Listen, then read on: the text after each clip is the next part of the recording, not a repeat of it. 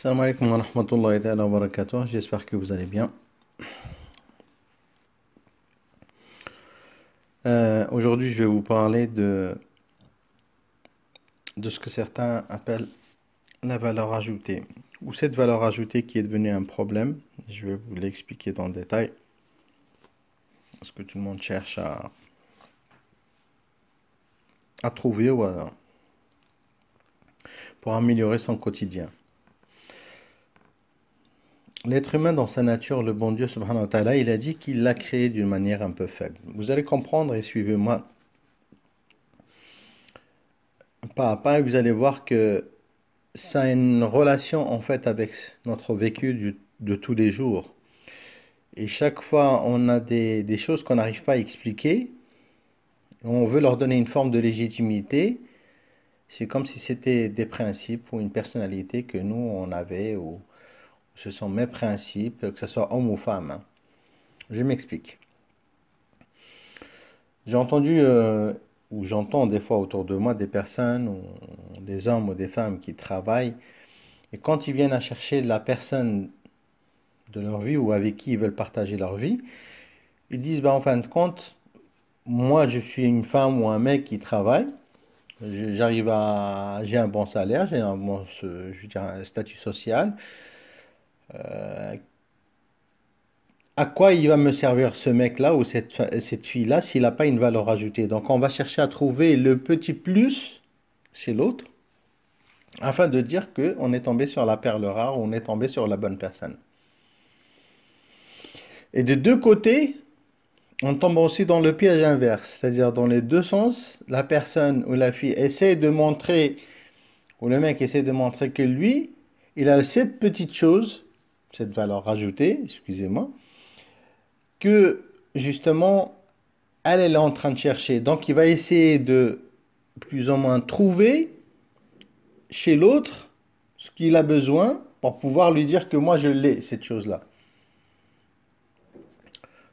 Des fois, on peut l'appeler sous la forme de la séduction, on est en train de charmer les gens. Vous pouvez l'appeler comme vous voulez. Moi, tout ce que je vous dis, ça vient de neuf, ça vient de la personne, je veux dire, de ce que lui-même, comment il construit sa personnalité. Ça vient de la personnalité de la personne.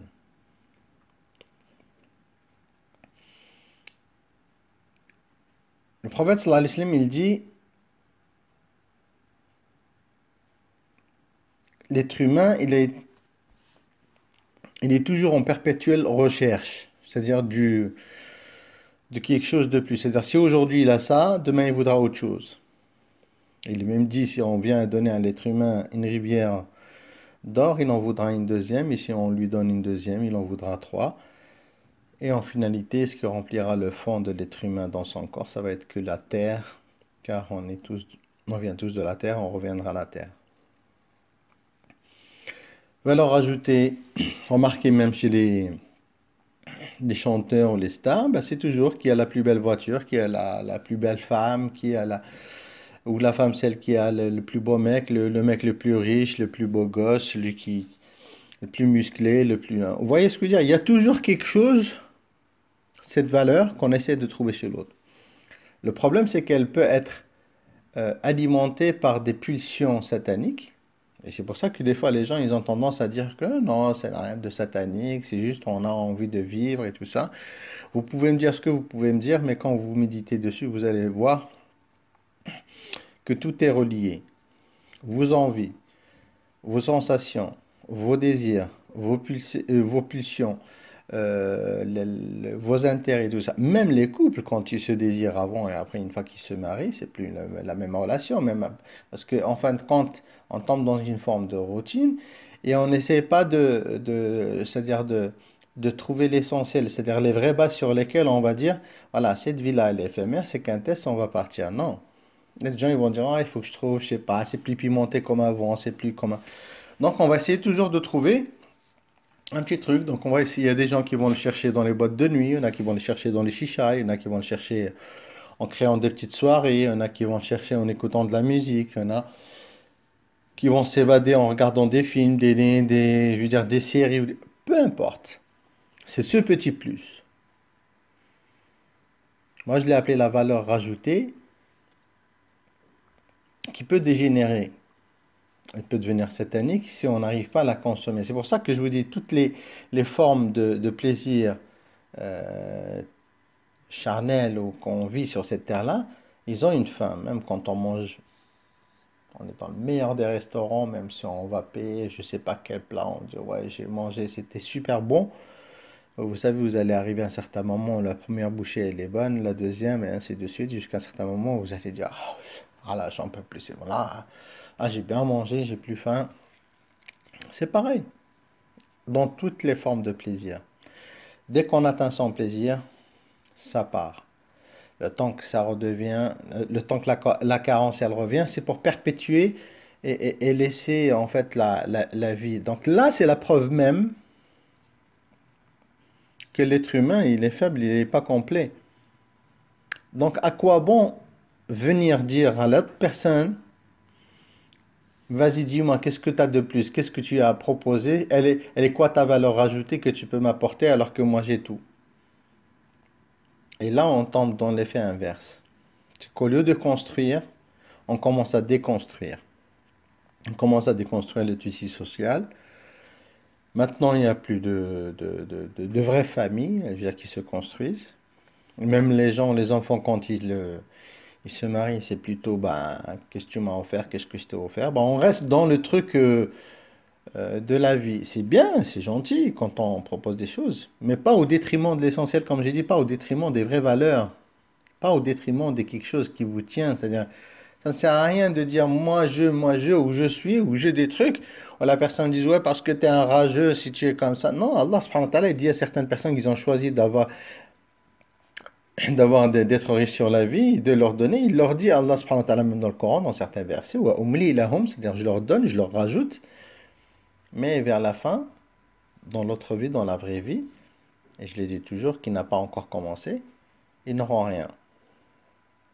Même dans un verset coranique, il dit Ma qaddamtu li hayati, c'est-à-dire qu'est-ce que j'ai, et quand il va voir sa vraie vie dans l'au-delà, il va dire oh mon Dieu, qu'est-ce que j'ai fait pour gagner celle-ci, que je suis en train de voir, que je suis en train de perdre.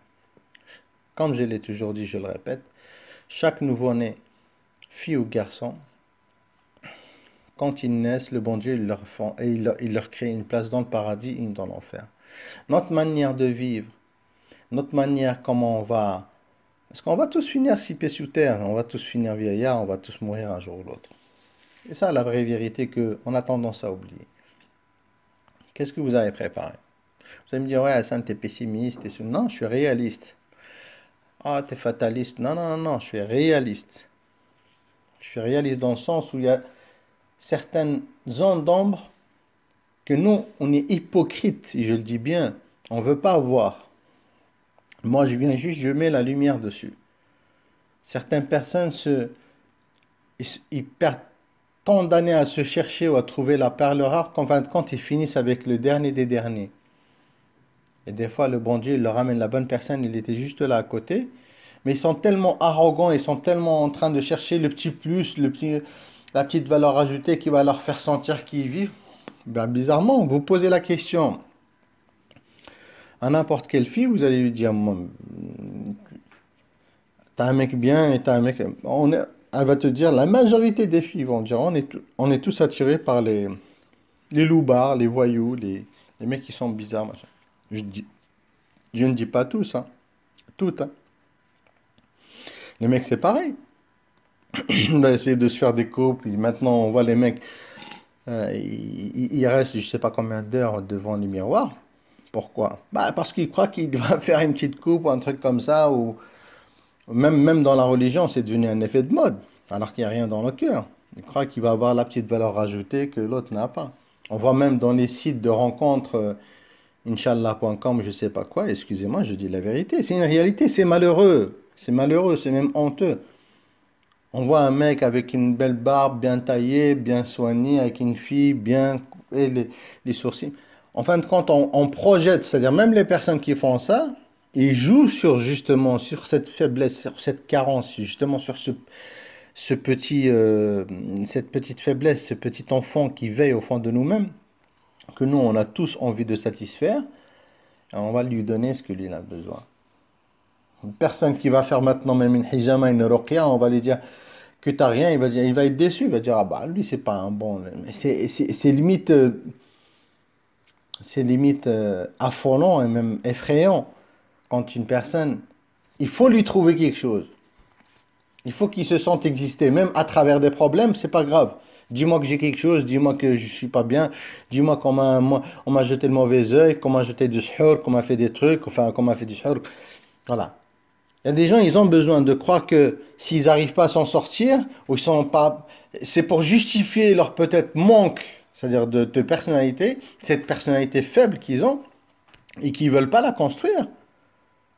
Ils essaient de se rassurer en trouvant le problème chez les autres. Ah, ça se voit, on a fait des trucs, que ce soit dans les couples, etc. Tout se joint, tout se rejoint quelque part. Tous les problèmes qu'on a à côté, que ce soit dans notre vie actuelle, dans notre travail, avec nos enfants, avec nos parents, avec nos femmes, avec nos époux, tout ça, ça a une relation avec ce que le bon Dieu, il a dit, le juste milieu.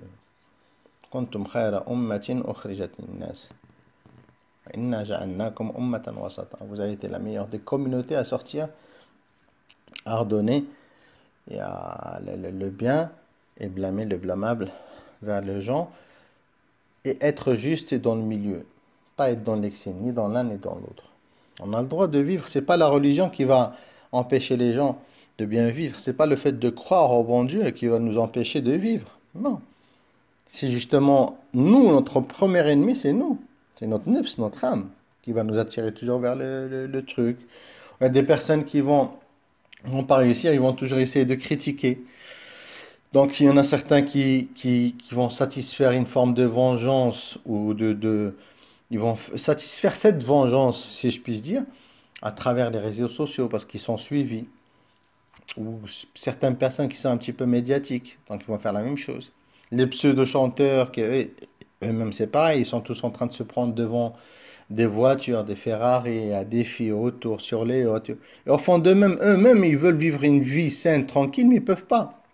Même demain, ils sont mariés, ils ne peuvent pas laisser leur femme, ou ils vont se marier avec des femmes, ils n'ont pas confiance de laisser leur femme toute seule, parce qu'ils savent qu'ils sont entourés que par ça, que par le mal. C'est-à-dire même eux-mêmes, ils ont perdu la confiance. Le meilleur d'entre eux, c'est que quand il va manger chez sa mère, où il est tranquille parce qu'il sait que sa mère, c'est la seule personne qui ne pourra pas lui faire du mal. Je ne dis pas que mais je parle en généralité parce que je sais que ce n'est pas le cas de tout le monde. Il y a des fois, les parents, ils sont complètement des fois à la masse. Et c'est même eux, des fois, qui cautionnent les actes un peu sataniques et maléfiques de leurs propres enfants, de leurs propres filles. Je vais m'arrêter là pour ne pas rentrer dans... Mais je dis, faites attention. Des fois, quand on va chercher la valeur ajoutée, elle peut être des fois empoisonnée. Et c'est pour ça que le bon Dieu dit, faites attention à aimer quelque chose et derrière cette chose-là, il y a votre mal. D'accord? Et faites attention à détester quelque chose et derrière cette chose-là, il y a votre bien. La religion et les lois de l'éternel, d'Allah subhanahu wa ta'ala, elles sont là pour réguler notre vie. Elles sont là pour nous donner un sens. Elles sont là pour nous préserver. Elles ne sont pas là pour nous détruire. Remarquez bien que les gens, quand ils perdent leurs parents, ils vont aller des fois, de temps en temps, les visiter dans les cimetières. Et une fois arrivé à un certain moment, il n'y a plus personne qui va aller voir ses propres parents. Posez-vous la question.